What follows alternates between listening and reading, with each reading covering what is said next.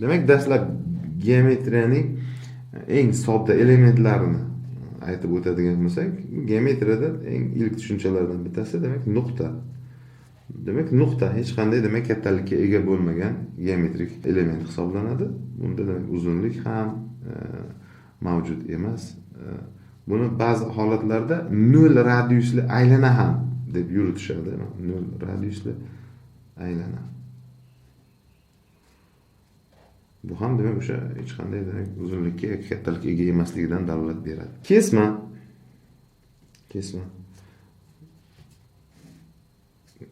Demak, ikkita nuqtalar bilan chegaralangan va ular orasidagi barcha nuqtalar to'plamidan iborat demak geometrik element hisoblanadi. Demak, AB deb o'qiladi. Demak, AB kesma. To'g'ri chiziq. Demak, hech qanday demak ko'pincha A kichkina harflar bilan belgilanadi. Ayrim hollarda demak shu to'g'risida yotadigan AB ikkita nuqta olinib, AB to'g'ri chiziq tarzida ham yoziladi. To'g'ri chiziq yoki A to'g'ri chiziq tarzida. Bu demak cheksiz nuqtalar to'plamidan iborat geometrik element hisoblanadi. To'g'ri chiziq.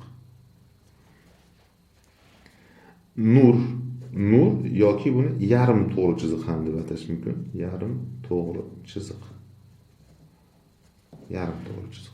Bu demak bir tomondan ma'lum bir nuqta bilan chegaralangan va ikkinchi tomondan demak cheksiz nuqtalar to'plamidan iborat to'g'ri chiziq hisoblanadi. Demak, bunda ham demak mana ko'pincha kichik harflar bilan belgilanadi. A nur yoki B nur deb aytilishi mumkin. A yarim to'g'ri chiziq deyilishi mumkin bunda.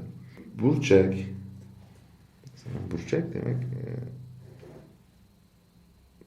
ikkita demak nur A B va AC nurlardan tashkil topgan va qandaydir demak burchak kattaligi hosil qilinadi. Bunda demak burchakning turlariga bog'liq, burchakning turlari haqida keyingi darslarimizda suhbatlashamiz. Umuman to'g'ri chiziqlar, masalan bu yerda umuman ikkita to'g'ri chiziqni masalan kesishida mana ahamiyat bersak, demak 4 ta burchak hosil bo'lyapti. Birinchi, ikkinchi, uchinchi va 4-chi burchaklar. Ular demak vertikal qo'shni burchaklar haqida keyingi darslarimizda suhbatlashamiz. Demak, to'g'ri chiziqlar turli xil aksiomalar bor. Ular haqida to'g'ri chiziqlar yoki kesishadi yoki demak ular parallel bo'ladi. Demak, bu demak oddiy aksioma. Xohlagan ikkita to'g'ri chiziq yoki kesishadi yoki parallel bo'ladi va uchinchi holatni ham alohida ta'kidlab o'tish menimcha maqsadga muvofiq bo'ladi. Ular ustma-ust tushishi ham mumkin. A va B to'g'ri chiziqlar ustma-ust tushadi. Yana turli xil o'sha kichkina elementar geometriyaning dastlabki tushunchalaridan biror bir nuqta kesmani ikkita kesmaga ajratadi.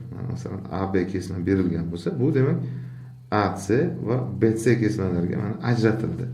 Tabiiyki C nuqta orqali ajratilgan kesmalarning yig'indisi berilgan kesma yig'indisiga teng bo'ladi.